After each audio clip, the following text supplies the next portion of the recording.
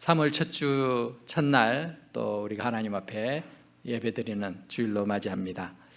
함께 예배드릴 수 있는 것이 참 기쁘고 감사합니다. 오늘 본문은 우리가 잘 아는 내용입니다. 사도행전 1장 8절은 신앙생활을 오래 또는 열심히 하신 분들은 누구나 암송하는 그런 구절이기도 합니다. 하지만 예수님께서 왜 이 말씀을 하고 계시는지 그 배경에 대해서 관심을 기울이지 않을 때가 우리는 많습니다. 3년간 예수님을 따라다니던 제자들이 예수님이 체포되고 또 십자가에 사형당하셨을 때 그 목격했던 제자들의 충격은 어떠했을까요? 그건요 이루 말할 수 없었을 것입니다. 심지어 예수님이 3일 만에 다시 살아날 것이다 미리 예언을 하셨음에도 그 말씀을 기억해낼 그런 여력조차 없었던 거죠. 그 충격이 엄청나서. 그런데 예수님께서는 정말 부활하셨고 제자들 앞에 나타나셨으며 그들과 함께 식사도 하시면서 하나님 나라에 대해서 가르쳐 주셨습니다. 이제는 예수님께서 그토록 말씀하셨던 나라가 더 이상 꿈같은 허무맹랑한 소리가 아니라 당장이라도 실현될 것만 같은 확실한 약속으로 들리기 시작했습니다. 그래서 제자들은 꿈을 꾸기 시작합니다. 드디어 우리 선생님, 우리 주님께서 메시아로서 이스라엘을 회복하시겠구나라고 말입니다. 그런데 제자들이 놓치고 있었던 것이 있습니다. 그들이 어떤 마음으로 예수님을 따르고 있었을까요? 예수님께서 하시는 말씀의 요지는 무엇일까요? 오늘 말씀을 통해서 2000년이 지난 지금도 예수님을 따르는 많은 사람들이 놓치기 쉬운 우리 인간의 연약함을 되짚어보면서 하나님께서 원하시는 제자의 삶이 어떤 것인지를 함께 살펴보려고 합니다. 우리는 모두 인생을 살아가면서 우리 나름대로의 목표를 정해놓고 그 목표를 이루면 내 인생은 성공한 것이다 라고 생각합니다. 그래서 성공을 지향하는 그러한 인생을 살아가죠. 이 세상이 그렇습니다. 성공지향적인 세상이죠. 그런데 오늘 말씀을 보면은 예수님께서는 너의 성공을 지향하는 인생이 아니라 사명을 따르는 인생을 추구하라 라고 말씀하고 계신다는 것입니다. 성공이 아니라 사명을 추구하는 인생이 어떻게 가능할까요? 오늘 말씀을 통해서 세 가지로 우리 생각해 보려고 합니다. 첫 번째는 내가 중심이 아니라 주님이 중심이 되셔야 된다라는 거예요. 6절 말씀을 봅니다. 그들이 모였을 때 예수께 여쭈어가 이르되 주께서 이스라엘 나라를 회복하심이 이때이니까 이렇게 질문합니다. 제자들이 예수님 앞에 예수님이 이제 부활하셨고 이제 예수님의 나라를 왕국을 이루실 거다라는 기대감에 벅차 있습니다. 그래서 그 나라가 이스라엘 나라라고 생각하죠. 이스라엘을 회복한다.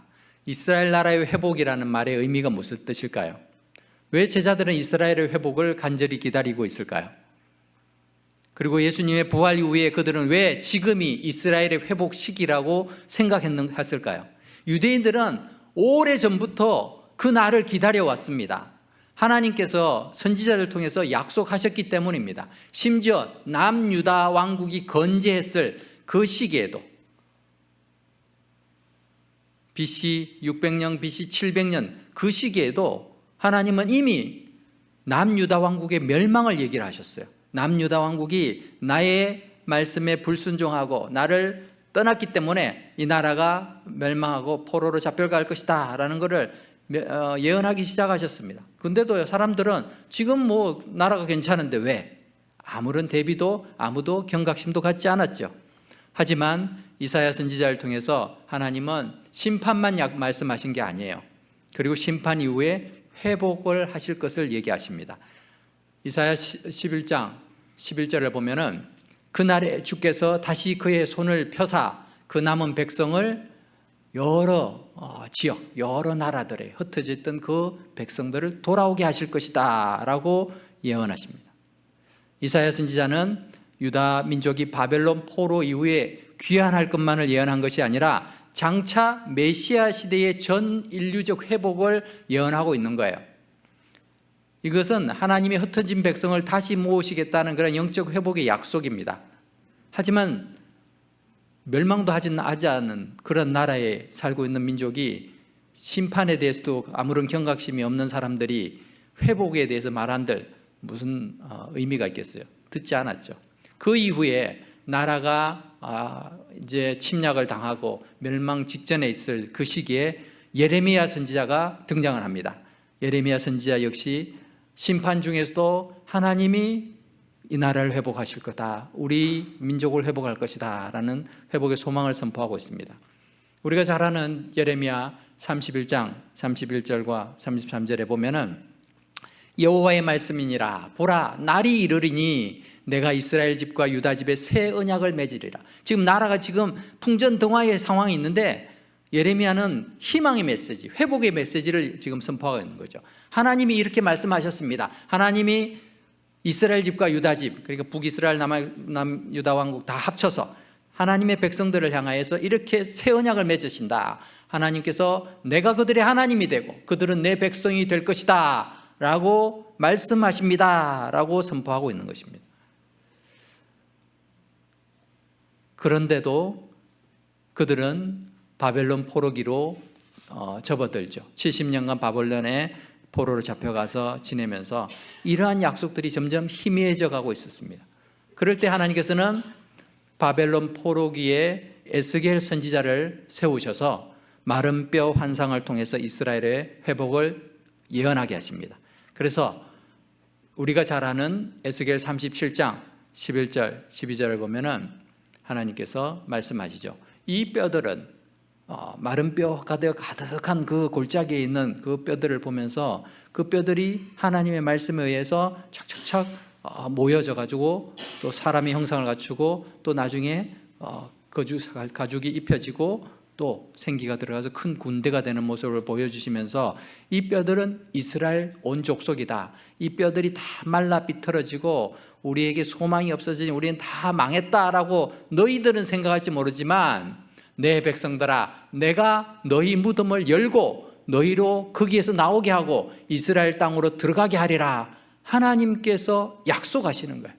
이러한 약속의 메시지를, 회복의 메시지를 에스겔 선지자를 통해서 하나님은 선포하신 거죠. 그래서 이스라엘 민족들이 그 바벨론 포로기 속에서도 소망을 가지기 시작한 거예요. 이스라엘이 회복되는구나. 우리가 하나님의 나라로서 하나님의 백성으로 회복이 되겠구나. 하나님이 일을 하시겠구나. 정말 그 일이 일어나죠. 모든 선지자들이 회복을 말씀했고 그 선지자들이 말한 이스라엘의 회복은 영적 이스라엘의 회복이에요, 사실은. 그런데도 바벨론의 포로로 잡혀갔던 유대인들에게는 단순히 자신들이 고국으로 귀환하게 될, 그리고 다시 나라를 세우게 될 것으로 해석하고 기대했습니다. 이것은 예수님 당시의 제자들도 마찬가지였습니다. 로마의 식민지로 전락해서 총독이, 로마에서 파견한 총독이 유대 지역을 다스린 지가 90년 가까이 되었을 때 시기였어요. 예수님이 활동하셨던 그 시기가 바로 그 시기예요. 90년 가까이 로마의 식민지로 사니까 그들의 삶 속에 다시 한번 기억을 되살리는 거죠. 과거에 하나님께서 선지자를 통해서 이스라엘을 회복하게 하신다 했는데 왜 우리가 지금 식민지 속에 있지? 우리가 왜 이렇게 주권을 빼앗기고 이렇게 살아가고 있지? 메시아의 나라가 오는 것 아니었나? 그렇다면 지금이 메시아의 시기가 아닐까? 하나님께서 약속하신 메시아를 통해서 독립과 해방을 통해 이스라엘을 회복시킬 거라고 생각하며 기다려왔던 거예요. 그러다 보니 부활하신 예수님이 바로 이분이야말로 메시아이고 이분이 바로 이스라엘을 회복하실 것이다 라는 그 열망들이 이 제자들에게 가득 찬 것이었죠. 그런데 가만히 보면은 이 제자들의 마음에는 그저 순수한 마음으로 이스라엘의 회복을 기대하는 것 이상의 또 다른 동기가 있었던 것 같습니다. 제자들은 부활하신 예수님께서 메시아로서 온 땅을 다스리시는 그런 왕으로서 군림하실 때 그들은 어떤 역할을 하게 될까요? 예수님께서 너희들 이때까지 수고했다. 이제 가서 고기 잡고 원래 하던 일 열심히 해라. 어부는 어부 일하고 세리는 세리 세금 거두드리는 일하고 그렇게 열심히 살아라. 이렇게 보내실까요? 그러지 않겠죠. 뭐라도 너희 그래도 개국 공신이고 나를 위해서 열심히 옆에서 따라다녔으니 뭐 하나라도 자리라도 하나 주지 않을까. 자신들도 예수님 곁에서 큰 권세를 누릴 것을 기대했기 때문이 아닐까요? 사람이라면요 다 그런 생각을 가질 것 같아요.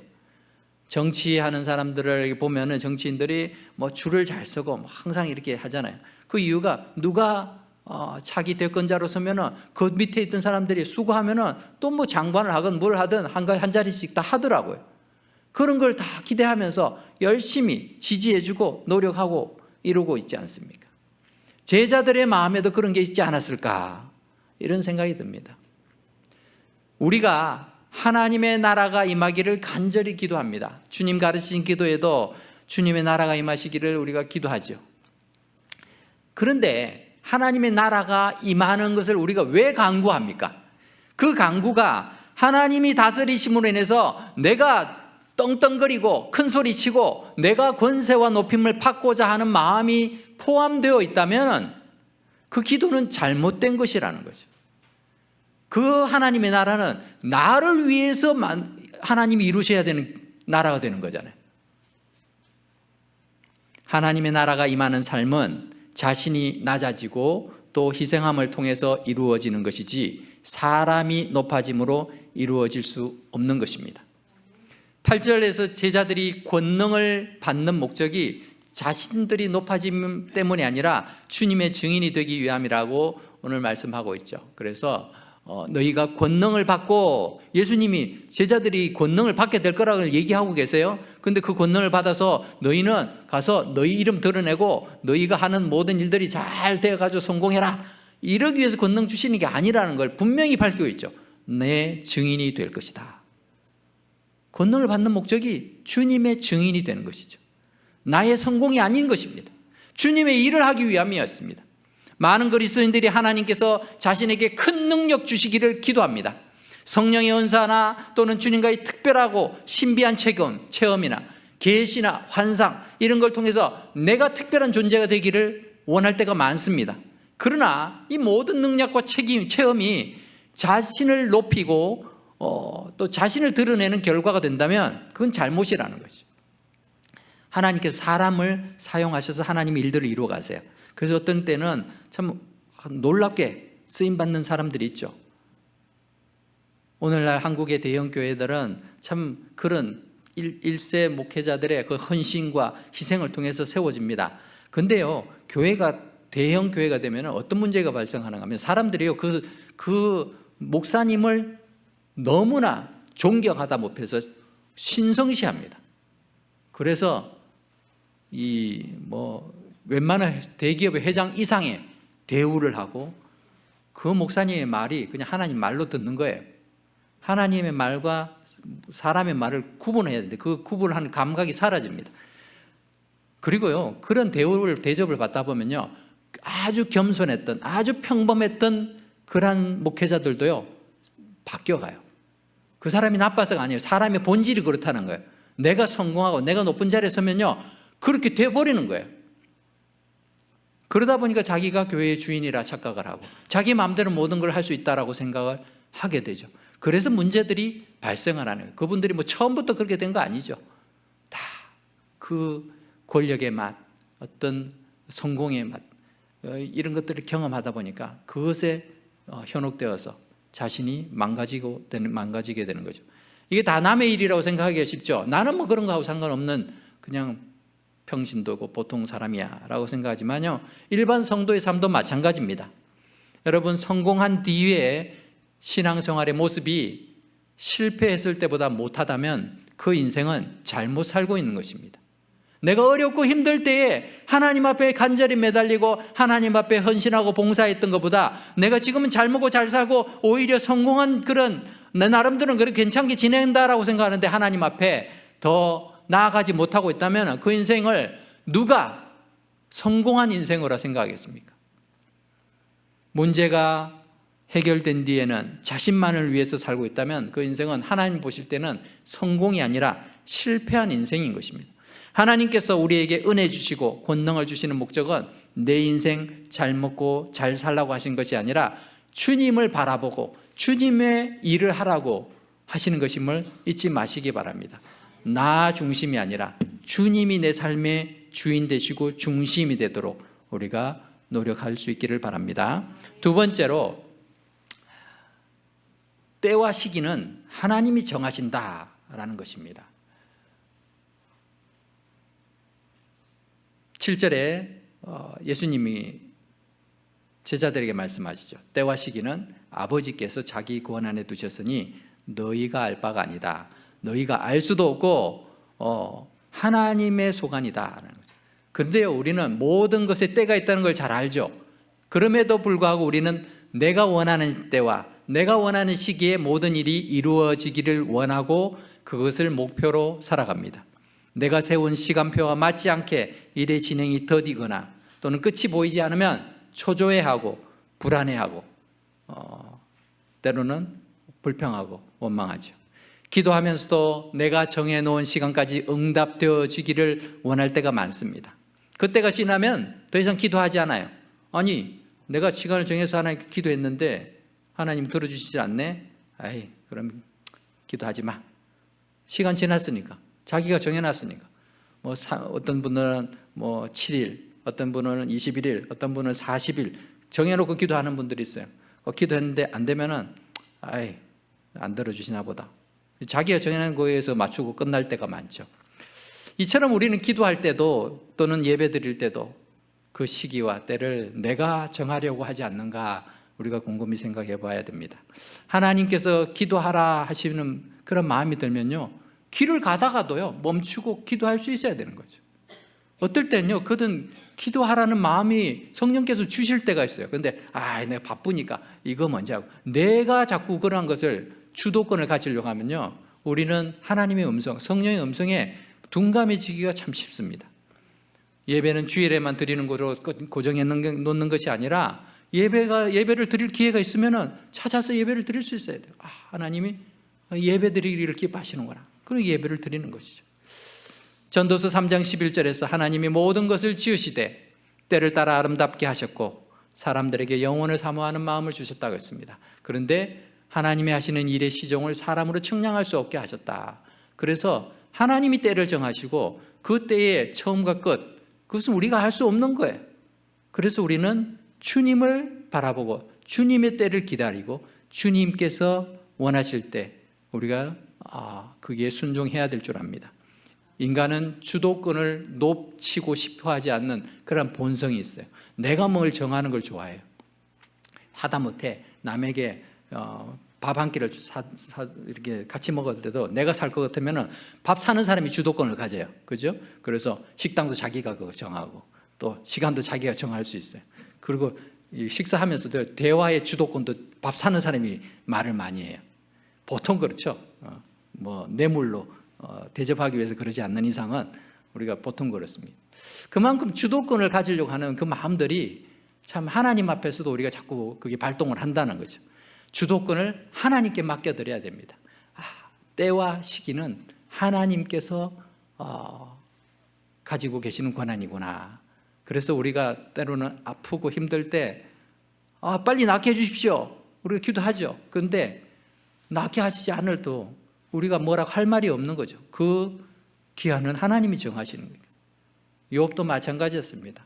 그 고통의 모진 순간들을 지나면서 막 친구들도 와가지고 네가 잘못했느니 뭐라고 막 할 때 항변을 하다가 결국 지치죠. 근데 그때 그 시기를 욥도 알 수 없는 거예요. 그러니 우리가 하나님 앞에서 참 연약함을 깨닫고 하나님, 주님의 때를 기다리는 마음 주십시오. 이런 마음으로 우리가 살아갈 때에 하나님의 일을 감당함에 있어서도 우리가 준비될 수 있을 줄 믿습니다. 마지막으로 사명을 우리가 추구해야 된다고 했는데, 사명은 성령이 함께 하셔야 이룰 수 있는 거예요. 우리 8절 말씀 우리 같이 다시 읽어볼까요? 시작.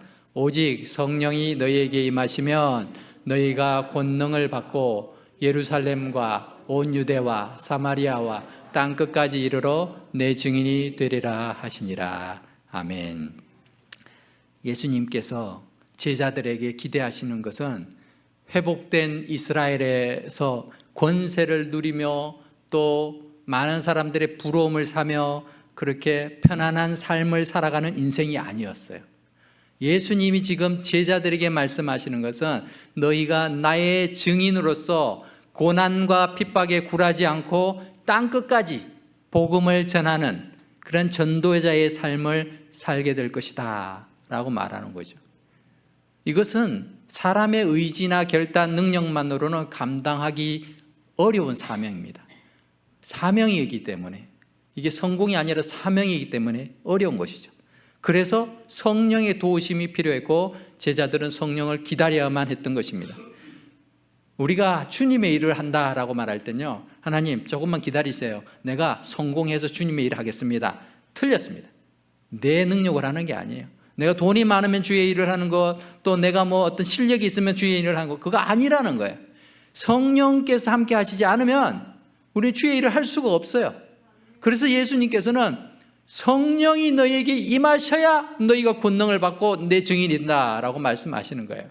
그냥 시간 지나면 너희가 그냥 성경 말씀도 더 많이 알게 되고 또 훈련받아 잘 되고 능수능란하게 설교도 잘하게 될 거니까, 그러니까 내 증인이 될 수 있어가 아니라는 거죠. 제자 훈련 잘 받아서 무슨 프로그램 이수하면은 또는 뭐 여러 가지 기술을 익히면 내 증인이 될 것이다. 예수님은 그렇게 말씀하지 않는다라는 것입니다. 성령이 임할 때 성령의 능력으로 너희가 내 증인이 될 수 있다라고 말씀하고 있습니다. 우리는 주님의 증인이 되는 그런 사명을 받은 자들이에요. 이거는 예수 믿는 모든 자들에게 해당되는 것이지 특정한 사람들에게만 해당되는 것이 아닙니다. 증인이 될 때 우리는 인간으로서, 하나님의 자녀로서 존재의 목적과 사명을 바로 감당할 수 있는 줄 믿습니다. 말씀을 맺겠습니다. 사랑하는 은혜와 평강교회 성도 여러분, 우리는 우리 힘으로 주의 일을 할 수 없습니다. 우리는 이제 뼈저리게 잘 알고 있습니다. 뭐 한때 왕년에는 내가 뭘 대단한 일을 했는지 모르겠지만 지금은 그렇게도 할 수 없다는 걸 잘 알고 있죠. 그럼에도 불구하고 마른 뼈를 세우시고 살리시고 큰 군대를 이루시는 그 하나님의 영이, 하나님의 능력이 함께 하시면 우리가 주님의 사명을 감당하는 증인이 될 수 있다는 것입니다. 그 일을 위해서 우리가 꿈을 꿔야 됩니다. 그 꿈은 나를 위한 꿈이 아니라 하나님의 꿈을 이루어드리는 것이죠. 내가 주님을 위해서, 하나님의 나라를 위해서 하나님의 교회를 세워가고 하나님의 일들을 감당하는, 주의 복음을 전하는 그런 증인의 삶을 살기 원합니다. 그 일이 때로는 나의 이 개인적인 야망과 또 성공에 대한 욕심들, 그런 계획들도 다 내려놔야 될 수도 있지만, 그럼에도 불구하고 결코 그 일이 헛된 일이 아니라 가치 있는 일, 보람 있는 일, 그리고 하나님이 가장 기뻐하시는 일임을 믿고 우리가 성공이 아니라, 나의 개인적인 성공이 아니라 하나님의 주신 그 사명을 추구하는 삶을 결단하고 살아가는 저와 여러분 되시기 바랍니다. 기도하겠습니다. 고마우신 하나님, 은혜를 감사합니다. 오늘도 주님의 말씀을 통하여 하나님의 나라가 임하시기를 원하고 주의 복음이 땅끝까지 전파되며 또 여호와의 그런 권능이 온 세상에 드러나기를 간절히 바라는 그 우리의 이면 속에 나의 개인적인 야망이 숨어 있지 않는지 다시 한번 살펴봅니다. 아버지 하나님, 주님께서 주의 성령을 통하여 주시는 그 권능으로 내가 원하는 일이 잘 되는 것이 아니라 하나님이 기뻐하시는 일을 감당해가는 사명자의 길을 갈 수 있도록 은혜를 주시고 능력 주시고 믿음 다하여 주옵소서. 예수님의 이름으로 기도드립니다. 아멘.